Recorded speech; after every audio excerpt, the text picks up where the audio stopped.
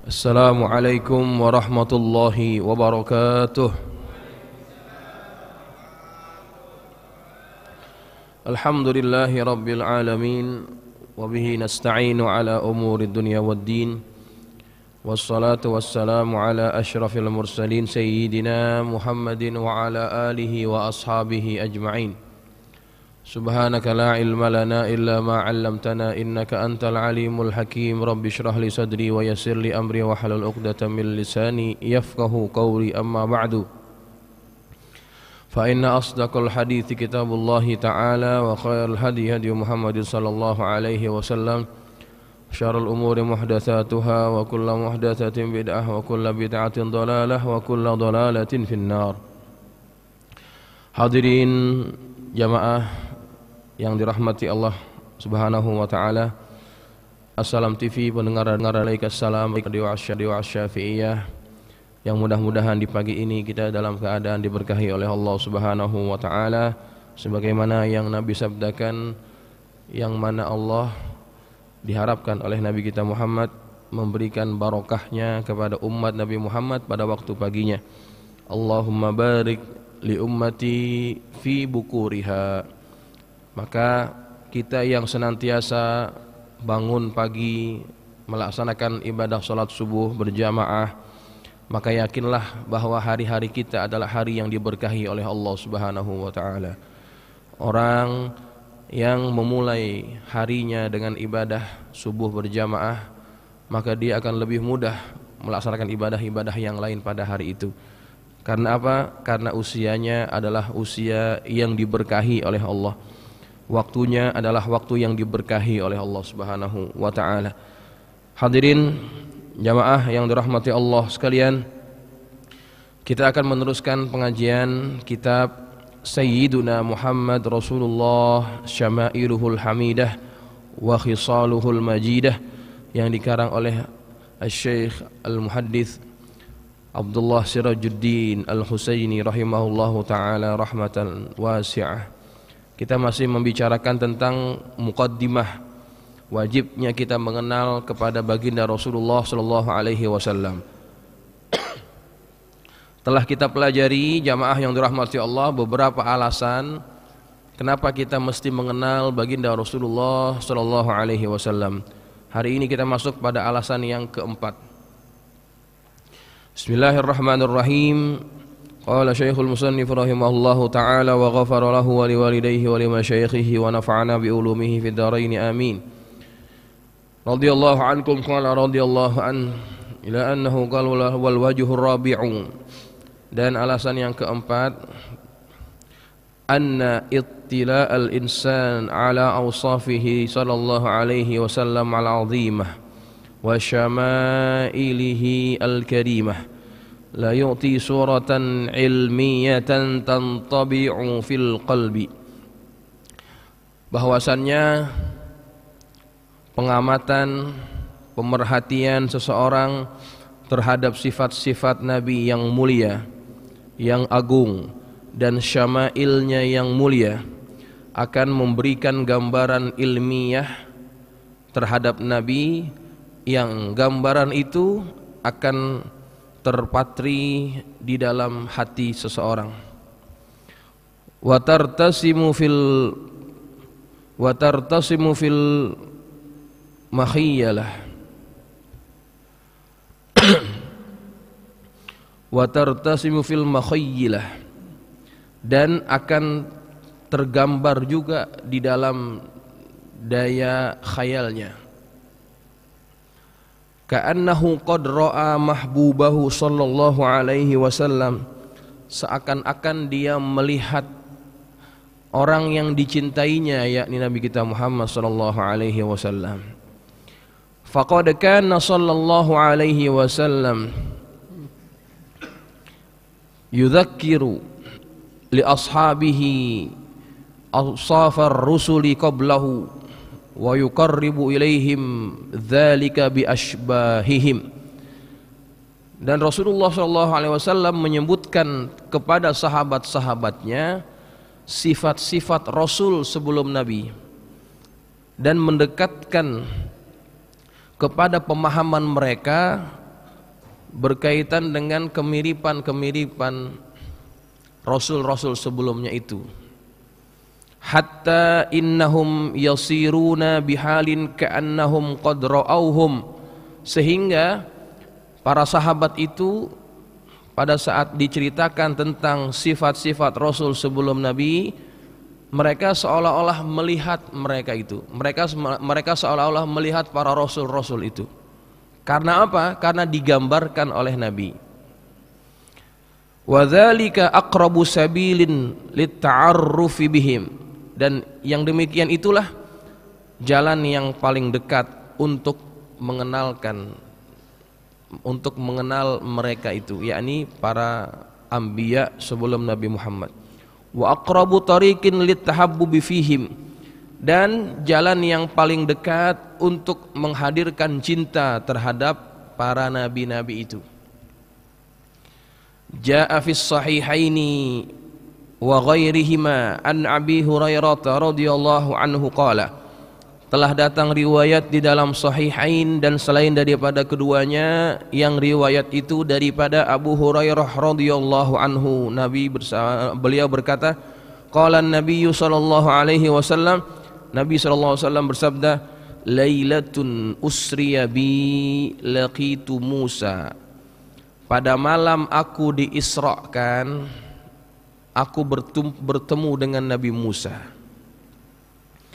Qala rawi, kemudian berkata rawi, fana'atahu an-nabiyyu sallallahu alaihi wasallam ay wasafahu, Nabi kemudian mensifatkan Nabi Musa yang dilihat di dalam perjalanan Isra dan Mi'rajnya itu. Apa kata Nabi? Rajilur ra'si, Nabi Musa itu orang yang memiliki rambut ikal, bukan lurus, bukan keriting, rambutnya ikal. Ka'annahu min rijali Syanu'ah, seakan-akan dia ini seorang lelaki daripada Bani Syanu'ah. Bani Syanu'ah itu adalah satu kabilah yang ada pada zaman Nabi yang terkenal juga ya. Ketika Nabi sebutkan ciri-ciri mereka, rambutnya itu seperti Banu Syanu'ah ya. Maka para sahabat pun bisa membayangkan, oh kayak begitu rambutnya gitu ya. Qala, dan Nabi berkata lagi, walaqitu Isa, aku berjumpa dengan Isa. Fana'atahu sallallahu alaihi wasallam faqala raba'atan ahmar, Nabi mensifatkan lagi Nabi Isa. Kemudian Nabi bersabda, dia adalah seorang laki-laki yang tubuhnya pertengahan, enggak tinggi, enggak rendah, yang warna kulitnya kemerahan. Ka'annama kharaja min dimas, seakan-akan dia keluar daripada kamar mandi, yakni al-hammam. Jadi waktu itu Nabi Isa dilihat oleh Nabi, tubuhnya tidak terlalu tinggi, tidak terlalu rendah, pertengahan, kulitnya kemerahan. Ketika ketemu dengan Nabi Muhammad, dia seperti orang yang baru keluar dari kamar mandi. Artinya apa? Rambutnya agak basah. Ya, rambutnya agak basah. Ya, begitu. Nah, itu kan yang digambarkan juga ya, yang digambarkan oleh orang-orang Nasrani kan begitu juga. Ya, Nabi Isa itu rambutnya segini, kemudian agak basah. Ya. Wa ra'aitu Ibrahim wa ana ashbahu waladihi bih, dan aku melihat Ibrahim, dan aku, kata Nabi, adalah anak keturunannya yang paling mirip dengannya. Begitu kata Nabi kita Muhammad SAW.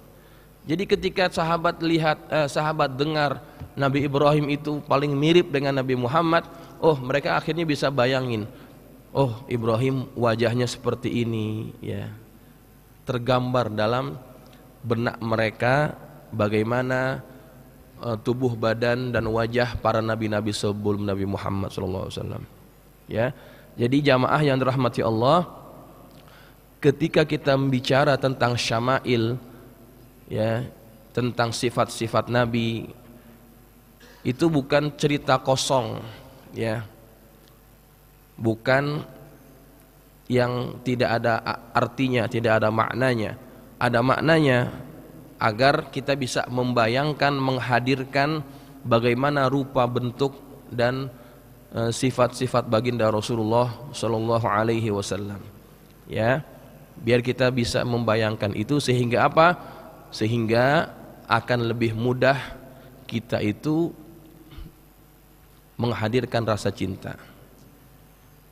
Karena manusia punya naluri, mereka akan lebih mudah mencintai sesuatu yang bisa tergambar, ya. Makanya kenapa orang-orang Bani Israel ketika ditinggal oleh Nabi Musa selama 40 hari, pulang-pulang mereka bikin apa? Mereka bikin patung anak sapi yang dibuat dari emas, dibuat sedemikian rupa oleh Syamiri, sehingga kalau angin masuk dari bagian mulutnya ataupun tubuhnya, itu akan ada keluar suara yang aneh. Nah, dibikin begitu uniknya. Nah, kenapa diserupakan dengan patung anak sapi itu? Dan orang-orang Bani Israel mau lagi nyembah itu, ya. Karena manusia itu punya naluri lebih mudah percaya terhadap apa yang dilihat. Kalau disuruh beriman, mencintai sesuatu yang enggak kelihatan, bagi manusia agak susah sebetulnya. Ya. Makanya banyak agama-agama yang mereka memvisualisasikan bagaimana Tuhan menurut mereka. Orang Kristen, maaf ya, mereka memvisualkan kan Tuhan Yesus mereka kayak begitu, baju, badannya, rambutnya, ya, digambarkan seperti itu. Orang India lebih-lebih lagi digambarkan, divisualkan Tuhan mereka itu banyak, ya, bukan hanya satu. Ada yang tangannya banyak, ya. Ada yang Tuhannya itu warna badannya biru, pegang apa itu namanya, tombak apa tong, ya begitulah, ya. Ada yang Tuhannya itu gambarnya kayak monyet, maaf. Ada yang Tuhannya seperti gajah, Ganesha, ya. Nah, kenapa manusia membuat gambaran Tuhan seperti itu? Karena bagi mereka lebih mudah beriman, lebih mudah mengikuti, mencintai sesuatu yang dilihat. Ya, bapak-bapak aja nih, kalau waktu zaman pacaran dulu enakan ketemu apa enakan nggak ketemu? Enakan ketemu kan? Ya, walaupun kita sama-sama cinta, ya kan beda Pak rasanya, cuman kirim-kiriman surat. Zaman itu kan nggak ada SMS, ya, nggak ada WhatsApp, ya. Beda rasanya ketika kita langsung ketemu, ngelihat gitu, ya. Makanya ada perlunya juga, ada kepentingannya juga kita menceritakan tentang syama'ilnya Rasulullah, sifat-sifatnya Rasulullah, sifat-sifat fisik, ya. Itu perlu. Kenapa? Ya itu tujuannya, untuk menghadirkan visualisasi Nabi sehingga kita bisa menghadirkan cinta itu. Ustaz, kok kenapa nggak dibikin aja fotonya, gambarnya ataupun lukisannya Rasulullah gitu? Nggak boleh, ya, nggak boleh kita menggambarkan Rasulullah Shallallahu Alaihi Wasallam dalam gambaran itu. Kenapa? Nanti apa yang digambar dianggap betul, padahal belum tentu seperti itu kan, ya. Mungkin bagi seseorang yang memahami seperti itu dia bikin kayak begitu. Nanti orang lain bikin yang dia pahami lain lagi, dibikin agak lain lagi. Jadi akhirnya yang mana yang benar ini? Jadi untuk menjaga kehormatan Rasulullah, tidak boleh Rasulullah itu digambarkan, atau bahkan dalam film-film berkaitan dengan Rasulullah itu nggak pernah digambarkan, nggak pernah diwujudkan kayak siapa, enggak. Biar dalam benak kita saja kita baca daripada daripada Sama'il Rasulullah, kitab-kitab Maulid, ya itu selalu disebutkan tentang sifat tubuh badannya Rasulullah SAW. Ya, baik jamaah yang dirahmati Allah, itu tujuannya kita mempelajari kitab ini. Ya, tujuannya agar kita lebih bisa mendekatkan gambaran kita sehingga pada akhirnya kita cinta kepada Rasulullah Sallallahu Alaihi Wasallam. Coba lihat Pak, kalau digambarkan, coba lihat banyak orang jualan poster, jualan gambar, ditulis bawahnya Syekh Abdul Qadir Al-Jailani. Coba lihat ada berapa versi? Banyak kan? Ada yang pakai begini, ada yang palanya botak, ada yang begini. Banyak Pak. Yang mana yang benar? Ya nggak tahu. Ya itu kan menurut versi mereka. Ada gambarnya Sayyidina Ali begini, kemudian Wali Songo begini. Akhirnya apa? Kita jadi bingung yang mana satu yang betul. Ya. Jadi yang penting kita pelajari sifat-sifatnya, syama'ilnya, kita akan insya Allah akan mudah menghadirkan itu. Dan pada saatnya nanti kita bermimpi dengan Rasulullah, mudah-mudahan kita bermimpi berjumpa dengan Rasulullah, maka ketika kita membaca syama'ilnya Rasulullah, kita kenal dengan perawakannya Rasulullah, kita yakin ya Allah ini adalah Rasulullah. Sebab jangan sampai orang ngaku bertemu Rasulullah, ketika ditanya bagaimana bentuknya Rasulullah, begini, perutnya gendut, wajahnya begini, lah itu bukan Rasulullah, tapi dia ngaku sebagai Rasulullah saja. Ya, nah itu tujuannya. Dan merupakan satu kehormatan, kemuliaan kalau kita bisa berjumpa dengan Rasulullah walaupun hanya dalam mimpi. Ya Rabbi syarrifni bi ru'yati sayyidi, kata Al-Imam Al-Habib Ali bin Muhammad Al-Habsyi. Ya Rabbi syarrifni, ya Tuhan muliakan aku, bi ru'yati sayyidi, untuk melihat tuanku, kekasihku Nabi Muhammad sallallahu alaihi wasallam. Wa ajli sada qalbil katsiri sadauhu, ya Allah bersihkanlah hati ini, yang hati ini banyak kotornya, karena dosa-dosa yang banyak akan menghalangi kita bisa melihat Rasulullah sallallahu alaihi wa ala alihi wa sahbihi wasallam. Diingatkan oleh salah seorang ulama dari Maroko, Syekh Sa'id Kamali, seorang muhaddits. Beliau berkata dalam satu kuliahnya, kalau seorang penuntut ilmu selama 40 hari nggak bisa ketemu Rasulullah, jangan ngaku sebagai talibul ilm. Kalau seorang penuntut ilmu nggak bisa bertemu Rasulullah dalam tempo 40 hari, maka dia nggak layak disebut talibul ilm. Ya Allah, kita semuanya nggak layak Pak disebut sebagai talibul ilm. Kita rajin ngaji tapi kita nggak pernah diberikan kesempatan oleh Allah untuk bisa melihat wajahnya Rasulullah Sallallahu Alaihi Wasallam. Dosa kita masih kebanyakan.